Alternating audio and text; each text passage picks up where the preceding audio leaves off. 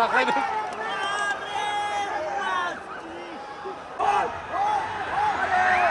थं आथिं फैबाय आं आथिंखौ लन्थं खालामजोबनानै आजां दुखु मोनबाय आं खेला जोबैयाव ओंखार जों स्पाइडारमेन थांबायलै अबेनि स्पाइडारमेन फैखो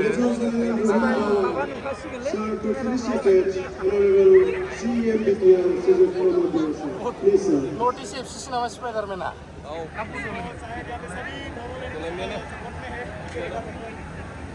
आज का मैच कौन जीतेगा? सुरज सर आज का मैच कौन जीतेगा? किधर के सुरज सर?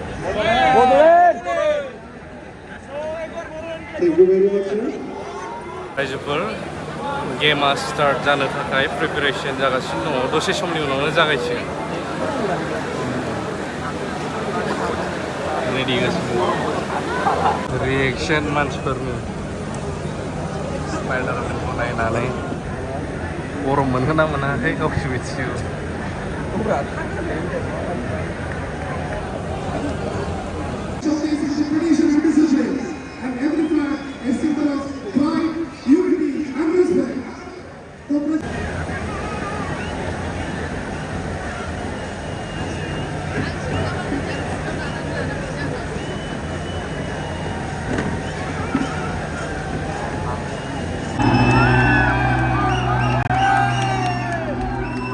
सासे आलासिनो हरफाबावदों आंहा दिफेन बर' सार प्रमद बर' सारजों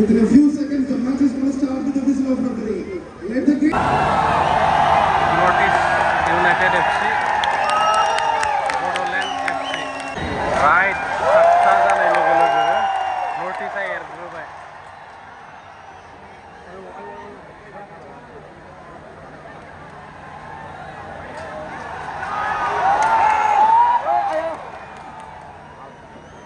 जायनो बाव देरहायो सेमि फाइनालाव थांगोन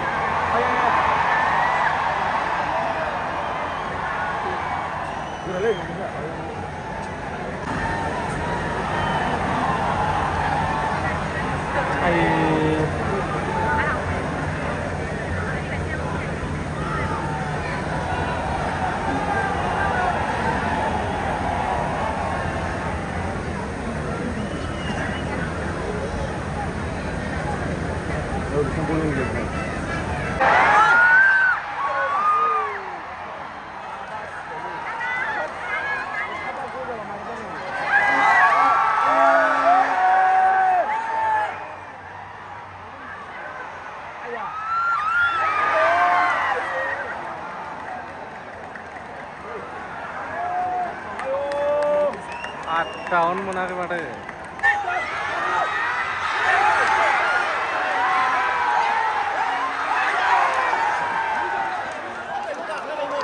नाख्लायदों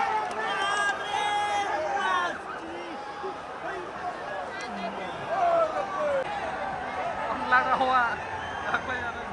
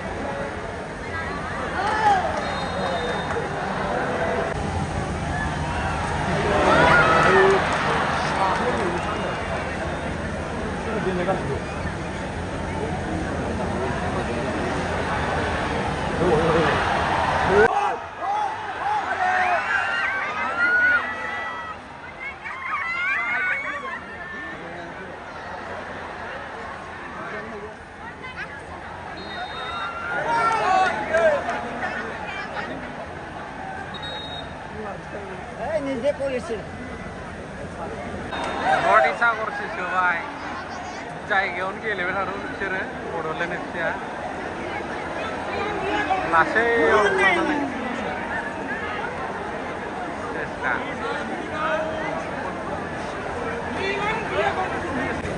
वान जाबाय नर्थ इस्ट एफसिआ बाय मिस्टेकआव सोजाबाय बिसोरो बाय मिस्टेक मानो होनोबा बैयावनो पास जेबो जानाय नङा बिदि लासै हरबाय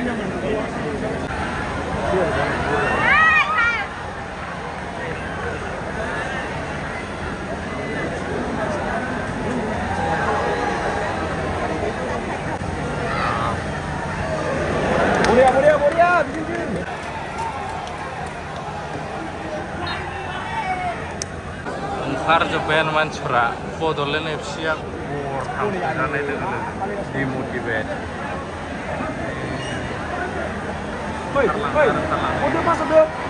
खारजोब्बाय नै ओरैबो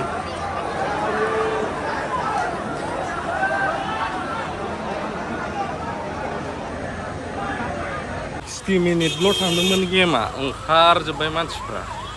गरथाम सोजाबाय नालाय बड'लेण्ड एफसिआ नर्थ इस्ट इउनाइटेड एफसिजों बाहाजोब्बाय माने ओंखारजोब्बायानो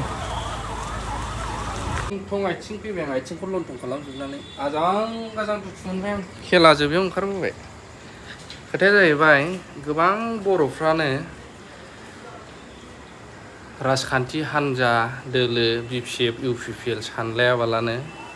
इउनाइटेडै इउनिटि हिसाबै फुटबलखौ बड'लेण्ड एफसिआ देरहाथारगोन होननानै फैदोंमोन दा खोथाया जाहैबाय जोंनि लिडारफ्रासो ओरै डिभाइड खालामो जोंखौ मोजां खोथा बुंनानै नाथाय हारि बिनो माबा मोनसे बर'नि होनबाथाय ओरैबायदि आपसेट जाबोजोबनो दिनैबो नुवाखै खौसेथियाव रायजोआथ' दङ बयबो